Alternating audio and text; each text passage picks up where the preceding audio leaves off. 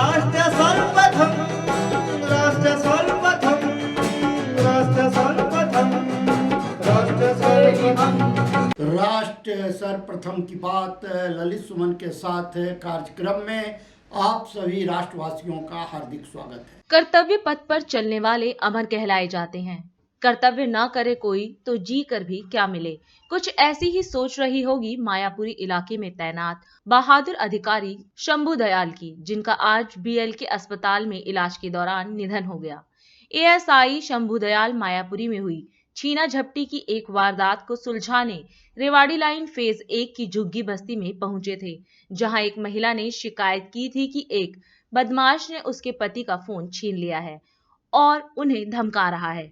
जब एएसआई दयाल ने अभियुक्त को मायापुरी थाना ले जाने का प्रयास किया तो अभियुक्त ने उनकी पीठ, गर्दन, सीने और पेट पर चाकू से एक के बाद एक कई वार किए। इसके बावजूद उन्होंने अभियुक्त को नहीं छोड़ा और बैकअप के लिए आए अन्य पुलिस कर्मियों ने अभियुक्त को धर दबोचा। एएसआई दयाल का पार्थिव शरीर आज दर्शनार्थ डीसीपी पश्चिम कार्यालय जनकपुरी पूरे सम्मान के साथ लाया गया। पुलिस आयुक्त संजय अरोड़ा ने स्पेशल सीपी सागरप्रीत हुड्डा व डीसीपी पश्चिम घनश्याम बंसल और अन्य पुलिस अधिकारियों सहित स्वर्गीय दयाल को श्रद्धांजलि अर्पित की और उनके परिवार को सांत्वना दी। 57 साल के एएसआई दयाल दिल्ली के पुलिस अधिकारी के रूप में 30 साल से अपनी सेवा दे रहे थे।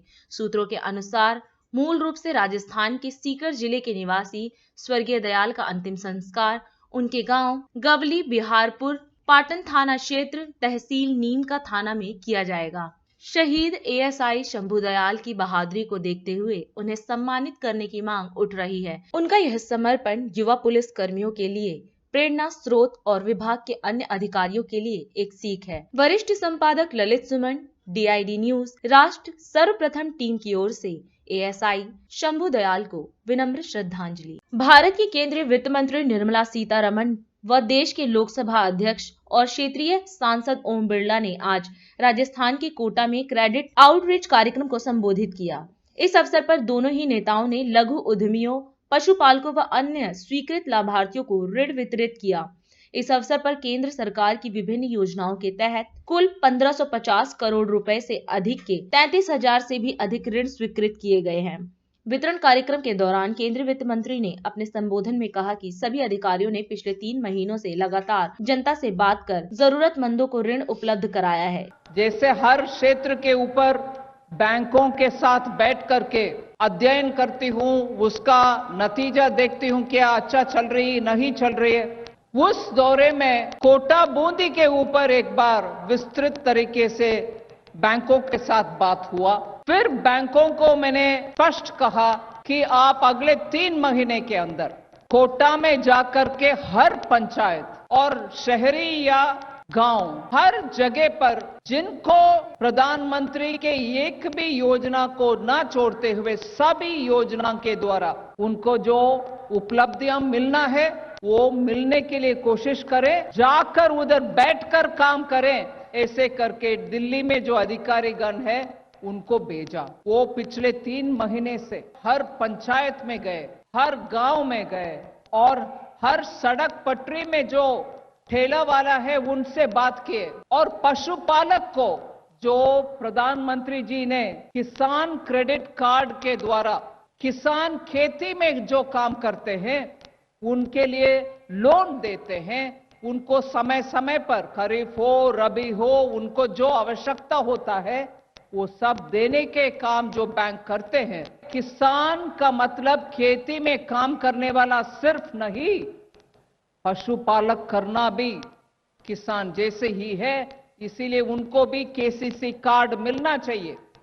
पीएम स्वनिधि के द्वारा रेडी पटरी में चाय बेचना, कचौरी बेचना, उनके लिए 2363 2000 से ऊपर 2300 से ऊपर लोगों को आज पीएम स्वनिधि के द्वारा लोन मिल रही है।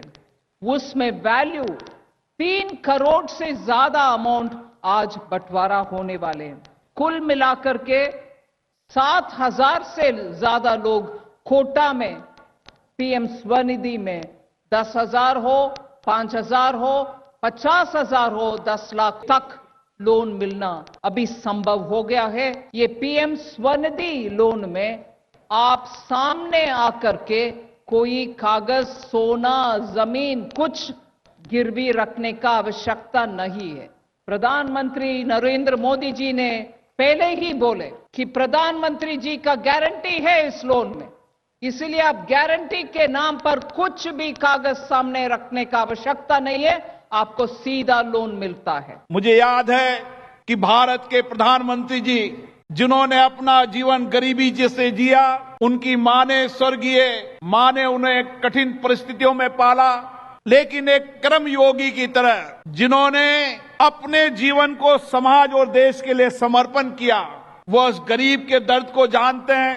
फुटपाथ पर काम करने वाला, वह चाय वाला हो, सब्जी बेचने वाला हो, फूल बेचने वाली हो, नाश्ता बेचने वाला हो, हर गरीब स्ट्रीट वेंडर की उन्होंने चिंता की और पीएम स्वनिधि के माध्यम से देश का गरीब आत्मनिर्भर हो, 2 टाइम की रोटी का उसका इंतजाम हो, देश के नौजवानों को मुद्रा बैंक में लोन मिलकर वो आत्मनिर्भर खड़ा हो, स्टार्टअप के माध्यम से, कई योजनाओं के माध्यम से उनको ऋण दिलाकर वो आत्मनिर्भर खड़ा हो। ये जो हमारी महिलाएं बैठी है, जो दूर दराज के गांव से आई है, जिन्होंने इस भारत के नवनिर्माण में नया योगदान दिया है, सेल्फ हेल्प ग्रुप, स्वयं सहायता समूह के माध्यम से उन्होंने दुनिया को बताया कि गांव की महिलाएं किस तरीके से छोटे छोटा काम कर कर अपने पैरों पे खड़ा होकर भारत के आर्थिक इंजन को तेज चलाने की ताकत हमारी माता बहनें रखती। ये हमारा किसान पशुपालक जो दूर दराज के जंगलों में रहकर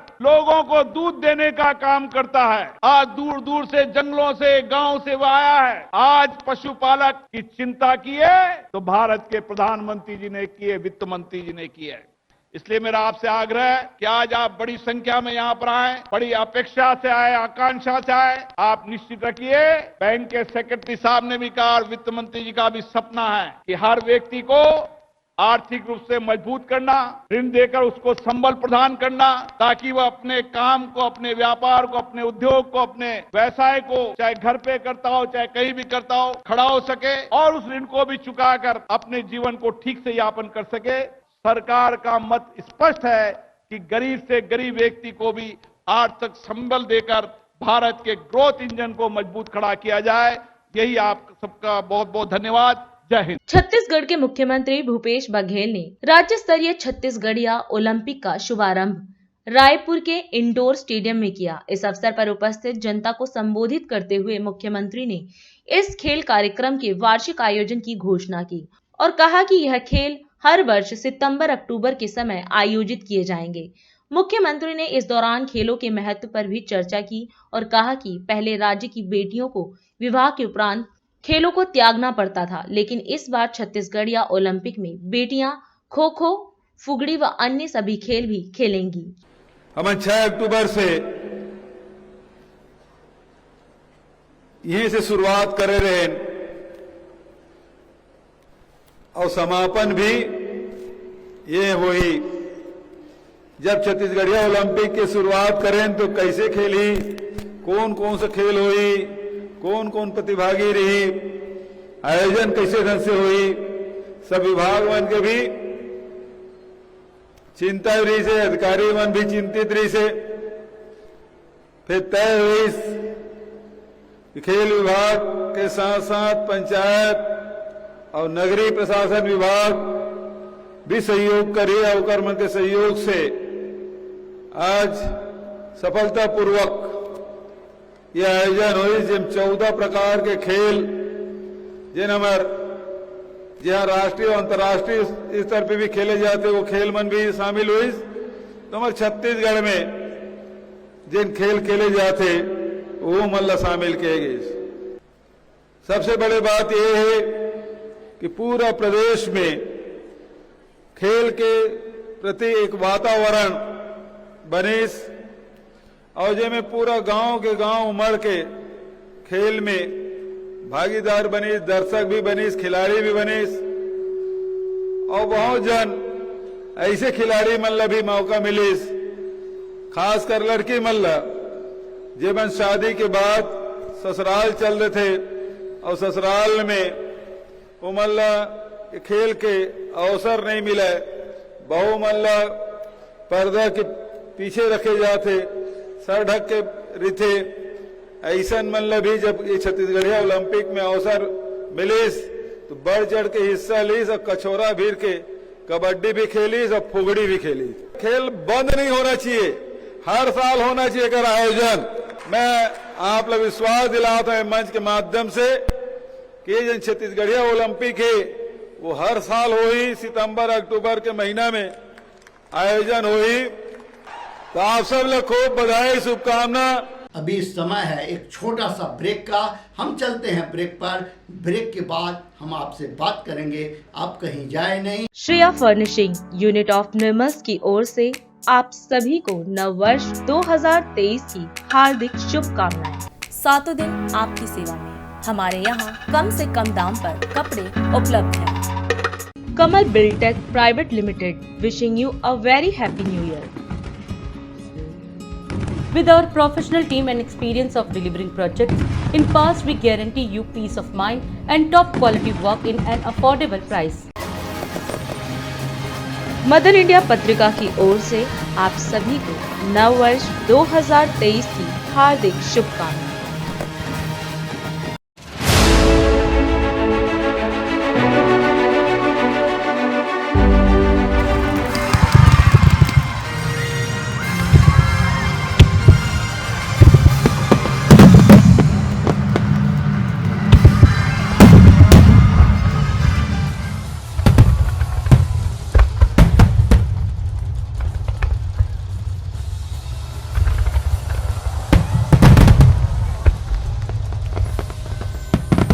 लोकप्रिय हिंदी दैनिक समाचार पत्र इंडिया दर्पण की ओर से आप सभी राष्ट्रवासियों को नव वर्ष 2023 की हार्दिक शुभकामनाएं।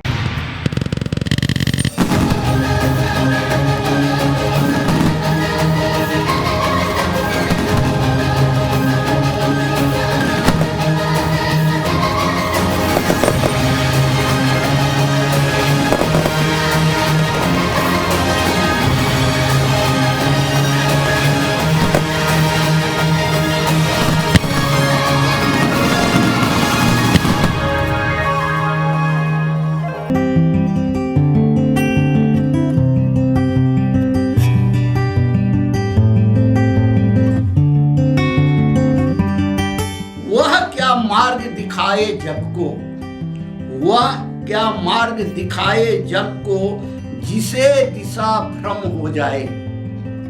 वह पथिक क्या मंजिल पाए, जो लक्ष्यहीन हो जाए।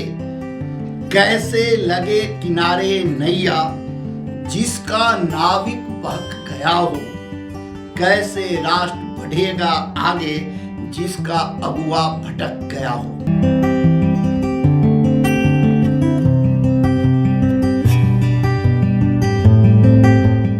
राष्ट्र सर्वप्रथम की बात ललित सुमन के साथ कार्यक्रम में।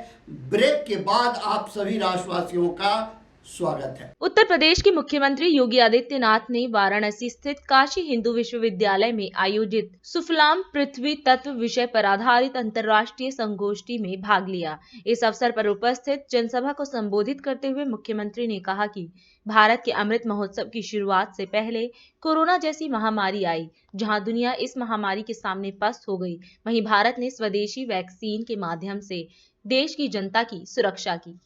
आज के इस ज्वलंत मुद्दे पर चर्चा करने के लिए यहां पर पधारे हैं। काशी बाबा विश्वनाथ की पावन धरती है,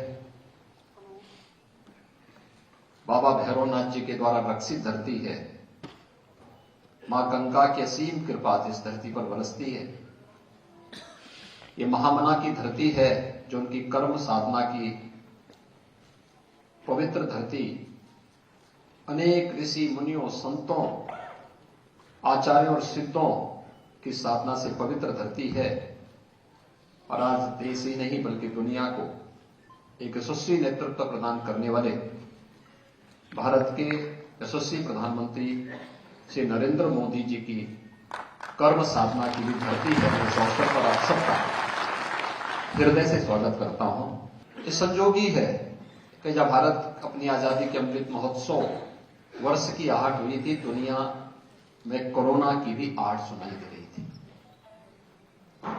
दुनिया उसके सामने पस्त थी।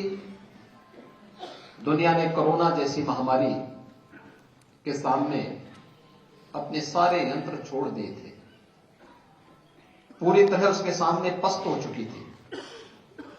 और भारत लोकतांत्रिक मूल्यों और आदर्शों का सम्मान करते हुए अपनी 140 करोड़ की आबादी को न केवल सुरक्षा दे रही थी, बल्कि सुरक्षा कवच के रूप में स्वदेशी वैक्सीन विकसित कर रही थी। ये नए भारत की नई तस्वीर हम सबके सामने प्रस्तुत करती है कि दृढ़ इच्छा शक्ति हो, यशस्वी नेतृत्व हो, तो हम भारत को दुनिया के अंदर अपने सामर्थ्य का एहसास करा सकते हैं। यह वर्ष हमारे लिए महत्वपूर्ण इसलिए भी है कि 1 दिसंबर से लेकर के 30 नवंबर 2023 तक भारत के पास दुनिया के उन 20 बड़े देशों के लिए नीति बनाने का एक अवसर भी प्राप्त हुआ है। G20 का नेतृत्व भारत कर रहा है अगले 1 वर्ष तक। ये G20 दुनिया के वे 20 बड़े देश हैं जिनके अंदर दुनिया की 60% आबादी निवास करती है, जिनका दुनिया के 75% ट्रेड पर अधिकार है, जिनके पास दुनिया की 85% जीडीपी जिनके पास है, और दुनिया के अंदर 90% पेटेंट जिन पर जिनका अधिकार है। वे 20 बड़े देशों का नेतृत्व अगले 1 वर्ष तक भारत प्रधानमंत्री मोदी जी के नेतृत्व में न केवल उनका नेतृत्व करेगा, बल्कि दुनिया को एक नया मार्गदर्शन देगा।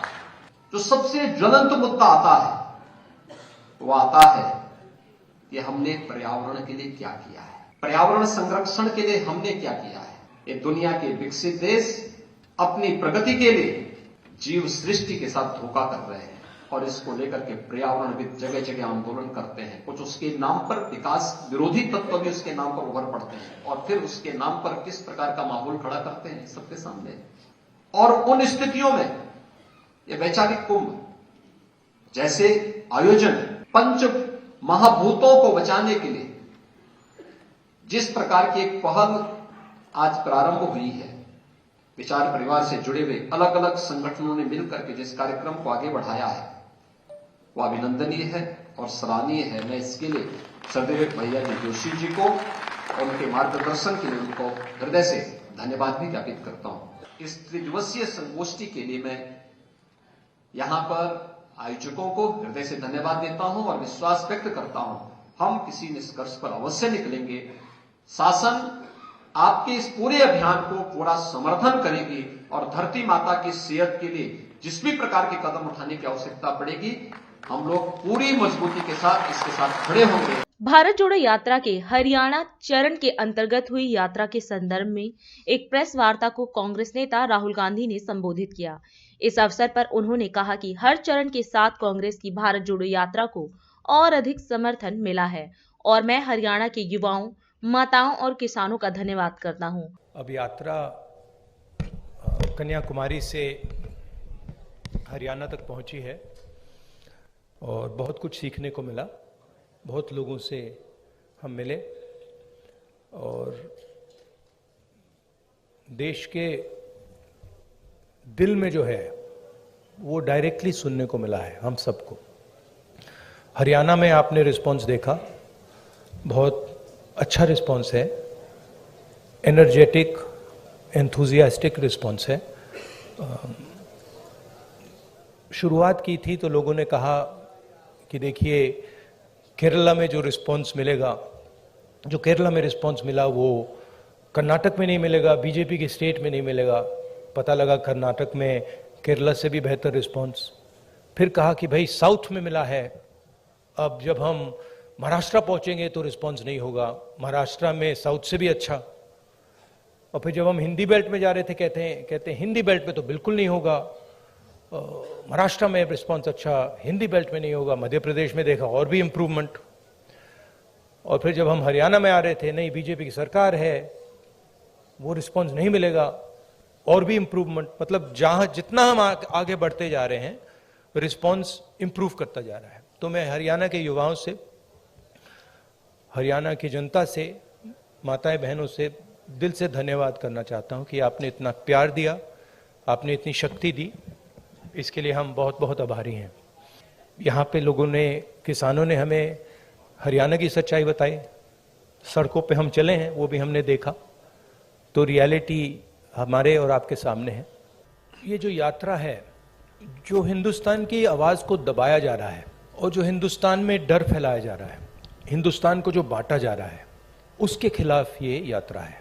इस यात्रा का एक और लक्ष्य है और वो मेरा पर्सनल लक्ष्य है और जो हमारे साथ लोग चल रहे हैं वो उनका भी लक्ष्य है। वो है कि हम इस यात्रा को तपस्या जैसे देख रहे हैं। हम अपने देश से प्यार करते हैं, देश की जनता से प्यार करते हैं, किसानों से, गरीब लोगों से प्यार करते हैं और उनके साथ हम चलना चाहते हैं।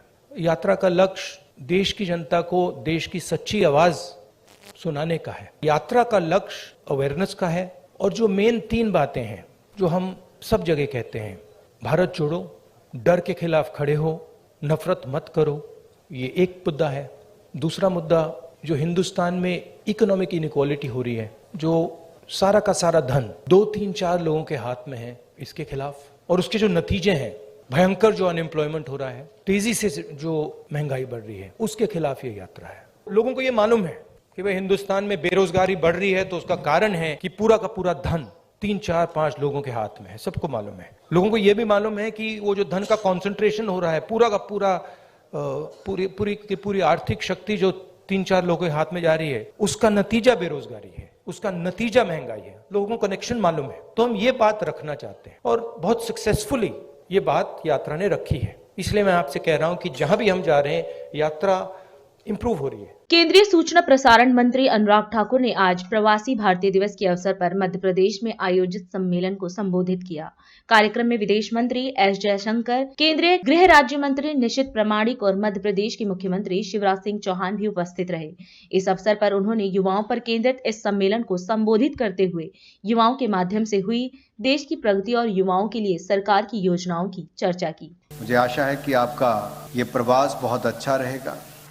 तो मोदी जी ने मेरे प्यारे भारतवासियों इसीलिए कहा कि आप दुनिया के किसी भी हिस्से में रहें, कुछ भी उपलब्धियां हासिल कर रहे हों, ये याद करवाता है कि भारत तुम्हें प्यार करता है, सम्मान करता है और आपकी उपलब्धियों पर गर्व करता है। भारत के युवाओं ने ही पिछले 8 वर्षों में भारत को दुनिया का 3रा सबसे बड़ा स्टार्टअप नेशन बनाने का काम भी किया है। 80,000 से ज्यादा स्टार्टअप्स, 80,000 से ज्यादा स्टार्टअप्स भारत में हो गए हैं। जहां दुनिया कोविड से लड़ रही थी, भारत के युवा अपनी स्टार्टअप्स को यूनिकॉर्न का दर्जा देने का काम कर रहे थे। आपदा के समय भी अवसर की बात युवाओं ने दिखाई और हमारी 50 स्टार्टअप्स को यूनिकॉर्न का दर्जा भी आपदा के समय मिला। यह दिखाता है भारत के युवाओं की क्षमता क्या है।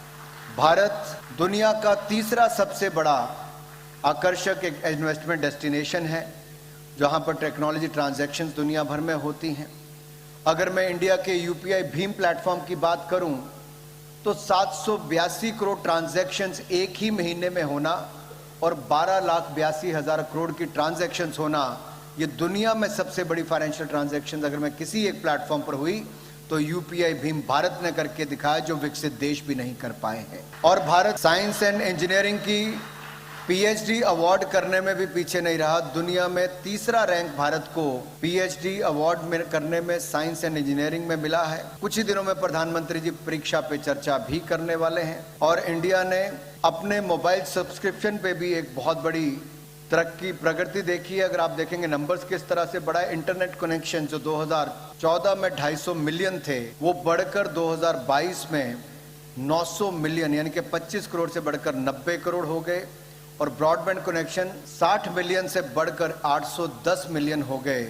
ये दिखाता है कि भारत में इंटरनेट की क्रांति किस तेजी के साथ आ रही है और भारत के युवा और भारत का हर व्यक्ति इंटरनेट का उपयोग करके टेक्नोलॉजी कैसे जुड़ रहा है। मोदी जी ने भारत को आत्मनिर्भर बनाया, तभी तो भारत ने 220 करोड़ वैक्सीनेशन करने का काम किया, जो दुनिया के देश सोच भी नहीं सकते थे, भारत के लोगों ने करके दिखाया है। और सही माने में वसुदेव कुटुंबकम की अगर मैं बात करूं तो दुनिया को एक परिवार मानकर नरेंद्र मोदी जी ने एक ही देश के लिए नहीं 100 से ज्यादा देशों के लिए वैक्सीन देने का और दवाइयां देने का काम भी हमारे भारत ने ही किया है। तो प्रवासी भारतीयों को इस बात पर गर्व भी होना चाहिए। यही नहीं, हमारा जो निर्यात है, एक्सपोर्ट है, उसके मैजिकल नंबर्स भी $400 बिलियन से ज्यादा हो गए हैं। और यही नहीं, भारत का अपना इंडिजीनियस एयरक्राफ्ट जो है, जो हम बात करें इंडिजीनियस एयरक्राफ्ट कैरियर, वो INS विक्रांत भी हमने आजादी के अमृत काल में 75वें वर्ष में भारत को दिया है। स्पेस, डिफेंस और ड्रोन सेक्टर ये नई उम्मीदें लेकर भारत में उभर रहा है और नए नए क्षेत्र इसके माध्यम से खुल रहे हैं। खेलों के क्षेत्र में भारत ने ओलंपिक से लेकर कॉमनवेल्थ गेम्स में नए आयाम स्थापित करने का काम किया है और आत्मनिर्भर भारत के साथ ही एक भारत श्रेष्ठ भारत को भी पूरा करने का काम किया। आपके बीच में ही यूथ अवार्डीज भी हमारे बीच में हैं, जो एक भारत श्रेष्ठ भारत को आगे बढ़ाने का काम कर रहे हैं, स्पिरिट को आगे बढ़ाने का काम कर रहे हैं।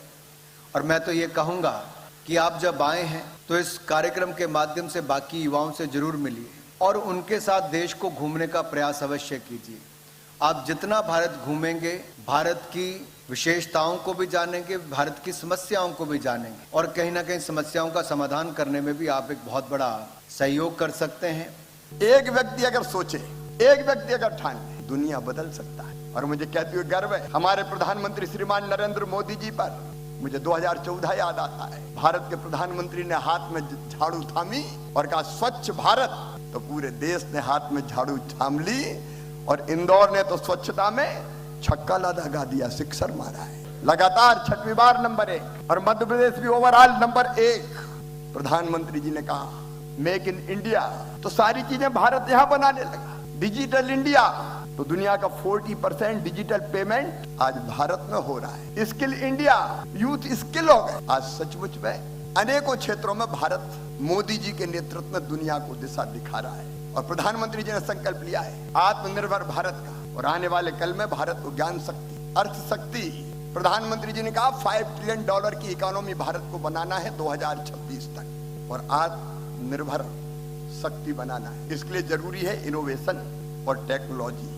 और इसलिए जब मैं इनोवेशन की बात करता हूं, नवाचार, जहां तक तुम्हारे विचार जाते हैं वहां तक जाने का साहस करो, सचमुच में तुम अद्भुत काम करोगे। और भारत के नौजवान नवाचार कर रहे हैं, इनोवेटिव आइडिया आया, लेकिन एक आइडिया पर्याप्त नहीं है। उसके लिए रोड मैप, उस रोड मैप पे चलने के लिए परिश्रम, रिस्क, नदी के विपरीत दिशा में तैरने का साहस, ये करना पड़ता है, तब नवाचार के रूप में सफलता मिलती है। और सचमुच में जब मैं नवाचार की बात करता हूँ तो Google, Microsoft, Apple, adobe, IBM, master card जैसी बहुराष्ट्रीय कंपनियों के ऑफिस में अगर आप देखेंगे तो केवल भारतीय नजर आए। हम लगातार आगे बढ़ रहे हैं इनोवेटिव आइडियाज को लेकर। यूथ पॉलिसी मध्य प्रदेश अब हम नई बनाने वाले हैं अनेकों क्षेत्रों में, चाहे वो शिक्षा की गुणवत्ता हो, चाहे वो मध्य प्रदेश को स्किल करना हो। Global skill park Madhya Pradesh में बन रहा है। हमारे ITIs को हमने बेहतर करने का प्रयास किया है। एक नहीं, ऐसे अनेकों प्रयास मध्य प्रदेश में भी निरंतर जारी है। मैं एक बार फिर आप सबका मध्य प्रदेश की धरती पर हृदय से स्वागत करता हूं और अंत में केवल एक बात कह के, है नहीं ये हाथ केवल हाथ मलने के लिए, तू इन्हें मुट्ठी बना दुनिया बदलने के लिए। भारत भी बदल रहा है, दुनिया भी हम बदलेंगे। बहुत बहुत धन्यवाद। दुनिया के सबसे लंबे रिवर क्रूज को 13 जनवरी को हरी झंडी दिखाएंगे पीएम मोदी। 3200 किलोमीटर का सफर करेगा तय। देश में कोरोना के 163 नए मामले आए सामने। उपचाराधीन मामलों की संख्या कम होकर 2423 हुई। ओखला फेस 1 स्थित इलेक्ट्रॉनिक फैक्ट्री में लगी भीषण आग, दमकल की 16 गाड़ियां मौके पर। भीषण शीतलहर, कड़ाके की ठंड से बेहाल दिल्ली समेत उत्तर भारत। घने कोहरे के कारण रेल यातायात प्रभावित। दिल्ली के सदर बाजार में 4 मंजिला इमारत का एक हिस्सा गिरा, 1 की मौत, 3 घायल। गुजरात में हुआ अंतर्राष्ट्रीय पतंग उत्सव का उद्घाटन, भाग लेंगे 68 देश। मुंबई के एक रेस्टोरेंट में बम होने की झूठी खबर देने वाला शख्स गिरफ्तार। निर्मला सीतारमण ने कहा, युवा मस्तिष्कों की ऊर्जा देश को आगे बढ़ाने के लिए प्रेरित करती है। मुख्यमंत्री ममता बनर्जी ने पश्चिम बंगाल के पूर्व राज्यपाल केशरीनाथ त्रिपाठी के निधन पर जताया शोक। दिल्ली की सर्दी में फिर चढ़ा सियासी पारा। केजरीवाल के LG को लिखे पत्र के बाद दोनों आमने सामने। राष्ट्र सर्वप्रथम की बात ललित सुमन के साथ कार्यक्रम में हम आपसे आज यहीं विदा लेते हैं। अन्य खबरों के लिए आप बने रहें। राष्ट्र सर्वप्रथम, वंदे मातरम, जाग उठा है भारत। राष्ट्र सर्वप्रथम, राष्ट्र सर्वप्रथम।